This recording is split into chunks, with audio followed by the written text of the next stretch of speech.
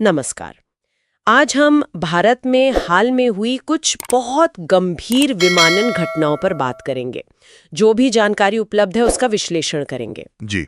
हमारा मुख्य ध्यान अहमदाबाद वाले एयर इंडिया हादसे पर रहेगा। क्या हुआ, कैसे हुआ और इसके क्या परिणाम दिख रहे हैं। हाँ, और इसके साथ ही उत्तराखंड में जो एक हेलीकॉप्टर दुर्घटना हुई उस पर भी थोड़ी बात करेंगे। बिल्कुल। मकसद यही है कि इन घटनाओं के जो जरूरी तथ्य हैं, जांच कहां तक पहुंची है और भारतीय विमानन पर इसका क्या असर पड़ रहा है उसे समझें। तो चलिए एयर इंडिया उड़ान AI 171 से शुरू करते हैं।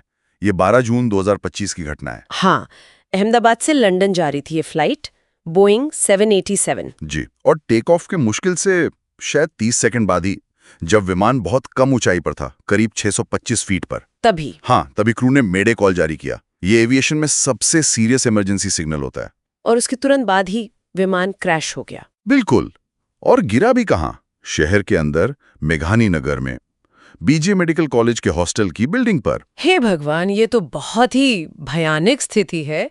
विमान में कितने लोग थे? विमान में कुल 242 लोग थे, 230 यात्री और 12 क्रू मेंबर्स। और दुख की बात यह है कि सिर्फ एक यात्री ही बच पाया। 241 लोगों की मौत हो गई। और जमीन पर हॉस्टल में भी तो लोग होंगे। हाँ, वहां भी भारी नुकसान हुआ। 39 से ज्यादा लोगों की मौत जमीन पर हुई और 60 से ज्यादा घायल हुए। कुल मिलाकर देखें तो 280 से ज्यादा जानें गई इस हादसे में। बहुत दुखद।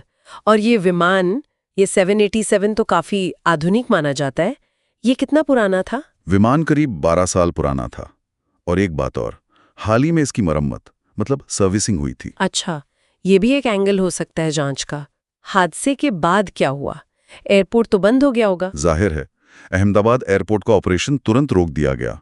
NDRF और दूसरी बचाव टीमें फौरन मौके पर पहुंच गईं। और खबर यह भी है कि प्रधानमंत्री, उड्डयन मंत्री, गृह मंत्री सब ने पर्सनली बचाव कार्यों की निगरानी की। अब जांच की बात करते हैं।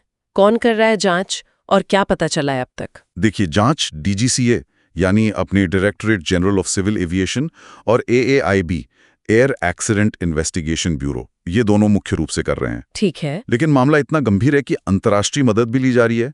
अमेरिका की NTSB, हाँ, वो तो बड़े हादसों की जांच करती हैं। जी, NTSB और FAA जो उनका रेगुलेटर है वो भी शामिल हैं। और साथ में UKCAA यानी ब्रिटेन की अथॉरिटी भी। तो मतलब एक बड़ी विस्तृत जांच चल रही है। ब्लैक बॉक्स मिले क्या? हाँ, फ्लाइट डेटा रिकॉर्डर और कॉकपिट वॉइस रिकॉर्डर दोनों मिल गए हैं, रिकवर कर लिए गए हैं। उनसे कुछ शुरुआती आइडिया लगा? संभावना यही है कि इनका एनालिसिस अमेरिका में NTSB की लैब्स में होगा, लेकिन जो शुरुआती